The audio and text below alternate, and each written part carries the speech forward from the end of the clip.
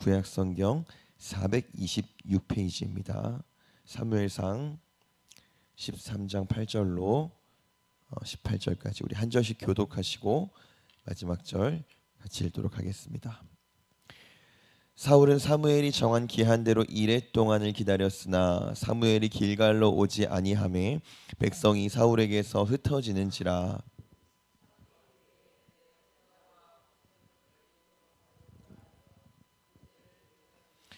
번제 드리기를 마치자 사무엘이 온지라. 사울이 나가 맞으며 문안하매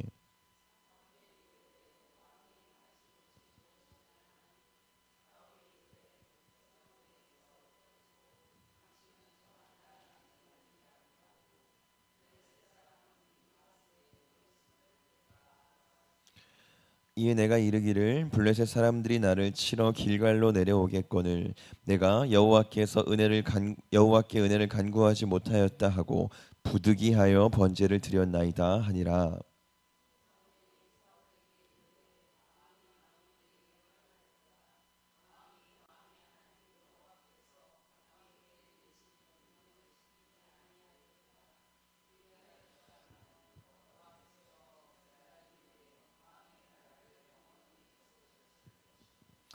지금은 왕의 나라가 길지 못할 것이라. 여호와께서 왕에게 명령하신 바를 왕이 지키지 아니하였으므로 여호와께서 그의 마음에 맞는 사람을 구하여 여호와께서 그를 그의 백성의 지도자로 삼으셨느니라 하고.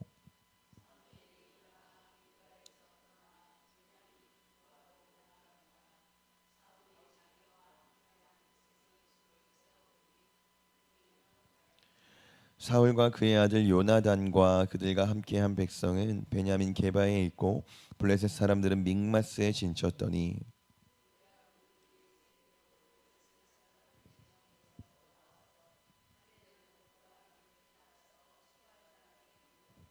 함께 읽겠습니다. 한 대는 베토론 길로 향하였고 한 대는 광야 쪽으로 스보임 골짜기가 내려다 보이는 지역길로 향하였더라. 아멘. 기도하겠습니다. 주께서 우리에게 허락하신 은혜를 우리가 오늘도 기억합니다. 그 은혜 가운데 우리가 항상 거하고 있음을 우리가 믿게 하셔서 그 자존감이 우리 삶에 넘쳐날 수 있도록 도와주시옵소서. 우리의 현실이 우리를 에워싸고 있고 우리가 정말 곤고함 때문에 숨쉬기도 힘들 정도로 괴로울 때에도 그때에도 여전히 우리 곁에 서서 지키시는 분이 계심으로 또 그분이 전지하시고 전능하시고 우리를 무엇보다 사랑하심으로 우리가 그 믿음 가지고 평생을 살게 하여 주시옵소서. 또 우리가 안심하며 살게 하여 주시옵소서. 우리가 오늘 하루 살아갈 때도 주님 붙잡아 주셔서 오늘 듣는 이 말씀을 가지고 살게 하시고 내 말씀이 우리의 삶에 적용되게 하셔서 말씀대로 명령대로 원칙대로 주의 뜻대로 살아가는 그리스도인 되게 하여 주시옵소서. 감사하며 예수님의 이름으로 기도합니다. 아멘. 제가 예전에 개인 사정으로요 꽤 큰 돈이 필요했던 적이 있었는데요. 그걸 당장 해결하지 않으면 정말 큰 일이 날 수도 있는 상황이었어요. 여러분 살다가 이제 이런 경험들이 있으실 때가 있죠. 그때 이제 제가 할 수 있는 건 기도밖에 없었습니다. 하나님 도와주세요, 하나님 도와주세요 하고 있는데 이제 갑자기 제 지인한테 연락이 왔어요. 그렇게 자주 연락하던 사이도 아니고 제 사정을 심지어 알고 있는 것도 아닌데 연락이 온 거예요. 그리고 중요한 건 그분이 잘 나가는 회계사였어요. 돈이 많다는 거겠죠. 통화를 하는데 대뜸 저한테 안 쓰는 통장이 있냐는 거예요. 그래서 왜 그러시냐 여쭤봤더니 제 명의, 제 아내, 저희 아이들 2명의 명의로 통장 4개만 얼른 만들어서 비밀번호랑 해서 사진 찍어서 보내라 이렇게 말하는 거예요. 왜 그러세요? 그랬더니 당신 주변 사역자들한테 후원을 좀 하고 싶어서. 이분이 회계사다 보니까 돈 많은 사람들을 많이 알고 있을 거 아니에요. 그분들이랑 연결해서 통장을 빌려주고 통장 개당 400만 원의 보상금을 주는 식으로 하고 있다는 겁니다. 그럼 저희 4명이니까 얼마죠? 4, 4, 16, 1600만 원이죠. 받을 수 있다는 거예요. 여러분 어떻게 하시겠어요? 제가 마침 큰 돈이 필요한 상황이었고 또 기도하는 중이었죠. 하나님이 기가 막힌 타이밍에 저를 도우신 건가요?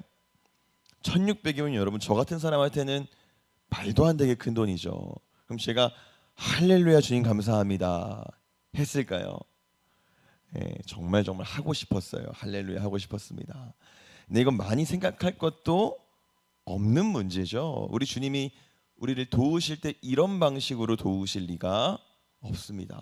이 방법은 불법이고 부자들의 탈세를 돕는 행위고, 그러니까 쉽게 말해서 대포통장 만드는 거예요.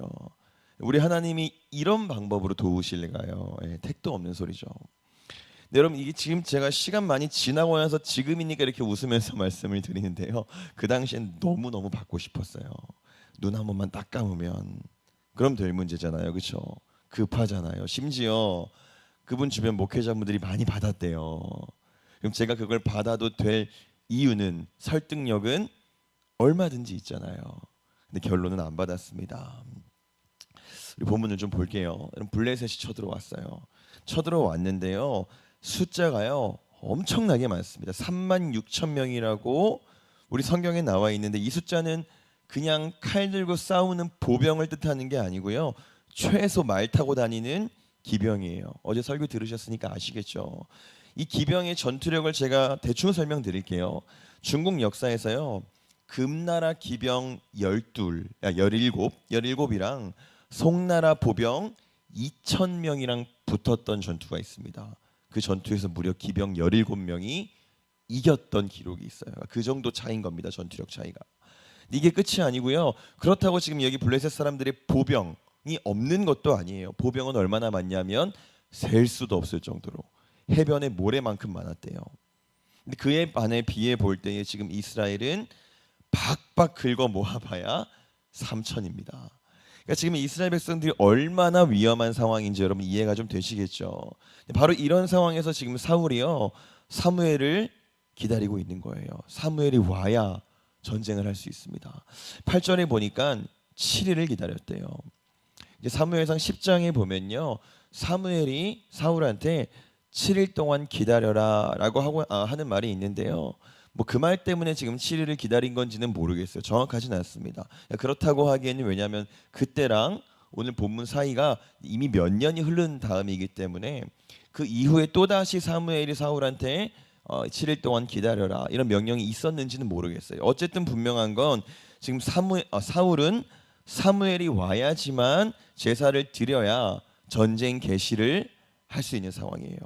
그래서 이제 사무엘을 7일 동안 기다렸는데 사무엘이 안 오는 거예요. 7일이 딱 정한 기한이었는데 사무엘이 안 오는 겁니다. 마음이 어떻겠어요? 블레셋 병사 수만이 지금 살기 등등하게 눈앞에 있는 상황이에요. 엎친 데 덮친 격으로 백성들의 사기도 완전히 땅에 떨어졌습니다. 사방으로 막 숨는 중이고요. 심지어 어떤 백성들은 요단강을 도로 넘어서 도망가는 백성도 있었대요. 심지어 탈영병까지 지금 생기고 있는 상황입니다. 여러분, 그러면 지금 군사들은 벌벌 떨고 있는데, 심지어 도망가고 있는데 사울이 거기다 대고 뭐라고 말을 할까요? 사무엘이 오고 있습니다. 사무엘이 와야 전쟁할 수 있습니다. 조금만 더 기다리십시오. 이렇게 말을 한다 한들 이 말이 설득력이 있을까요?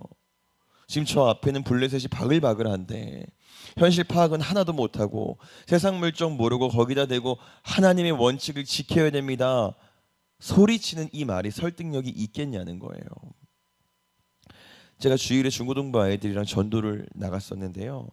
매번 이제 노방 전도를 할 때마다 느끼지만 사람들의 반응이 해가 거듭될수록 냉담해져요. 느끼시죠? 특히 젊은 세대는요, 10명 중에 한 5명 정도, 50%는 전도지를 안 받아요. 아마 그들 보기에 우리가 정말 미련하고 답답해 보일 겁니다. 지금 뭐 사과값이 얼마고 사는 게 얼마나 힘들고 세상 물정이 이런데 예수가 뭐라고 욕할 수도 있어요. 우리가 사는 세대가 이제 그런 세대잖아요. 근데 그러다 보니까, 그런 세대 속에 우리가 살고 있다 보니까 자꾸 반대로 우리가 설득이 되는 거예요. 우리가 그들을 설득해야 되는데 우리가 자꾸 설득이 됩니다. 그들이 도무지 설득이 안 되니까 우리가 설득되는 거예요. 여러분, 사울의 입장에 한번 돼보세요. 이렇게 생각할 수 있지 않겠어요? 왜 사무엘만 제사할 수 있지? 나도 할 수 있는 거 아닌가? 상황이 급박한데, 지금 현실이 어쩔 수가 없는데, 지금 안 그래도 우리는 3천밖에 안 되고 블레셋은 수만인데 탈영병까지 생기고 있는 이 시점에 내가 제사 한번 하는 게 뭐 큰 문제겠어? 생각될 수 있겠죠. 그래서 사울이 결정합니다. 우리 본문 9절 같이 보겠습니다. 9절입니다. 시작. 사울이 이르되 번제와 화목 제물을 이리로 가져오라 하여 번제를 드렸더니 안 기다립니다. 사무엘이 기다리다가 오지 않으니까 스스로 제사를 드리기로 결정했고 드립니다. 근데 참 애꿎게도 제사를 딱 끝마치자마자 사무엘이 바로 도착해요. 사울이 깜짝 놀랍니다. 얼마나 놀랐겠어요. 아마 본문을 읽어보시면 사울이 얼마나 당황했는지 느껴지실 텐데 우리 11절 12절 같이 보겠습니다. 시작. 사무엘이 이르되 왕이 행하신 것이 무엇이냐 하니 사울이 이르되 백성은 내게서 흩어지고 당신은 정한 날 안에 오지 아니하고 블레셋 사람은 믹마스에 모였음을 내가 보았으므로 이에 내가 이르기를 블레셋 사람들이 나를 치러 길갈로 내려오겠거늘 내가 여호와께 은혜를 간구하지 못하였다 하고 부득이하여 번제를 드렸나이다 하니라. 아멘. 이것저것 핑계를 많이 대죠. 사무엘이 눈앞에 딱 나타난 겁니다. 깜짝 놀라서 이러이러해서요 부득이해서 번제를 드렸나이다. 굉장히 많은 핑계들을 나열해요. 그리고 방금 나열한 핑계들의 공통점이 있는데 이게 뭐냐면 당장 사울의 눈앞에 보였던 무지막지한 현실들이었다는 겁니다. 내가 부득이하게 어쩔 수 없이 번제를 드렸는데 그 현실들 때문이라는 거예요. 그 현실들이 가득가득해서 꽉꽉 들어차서 다른 방법이 보이지 않았습니다. 그래서 내가 어쩔 수 없이 번제를 드렸습니다. 좀 봐주십시오. 이 말하는 겁니다. 근데 참 재미있는 게요. 지금 사울의 눈앞에는 당장 감당할 수 없는 현실들이 가득가득 보이고 있죠. 그래서 원칙을 어기고 제사를 드렸던 건데 이것과는 정반대로 아주 대조적으로 사무엘은 사울과는 전혀 다른 걸 보고 있어요. 우리 본문 13절 14절 보겠습니다. 시작. 사무엘이 사울에게 이르되 왕이 망령되이 행하였도다. 왕이 왕의 하나님 여호와께서 왕에게 내리신 명령을 지키지 아니하였도다.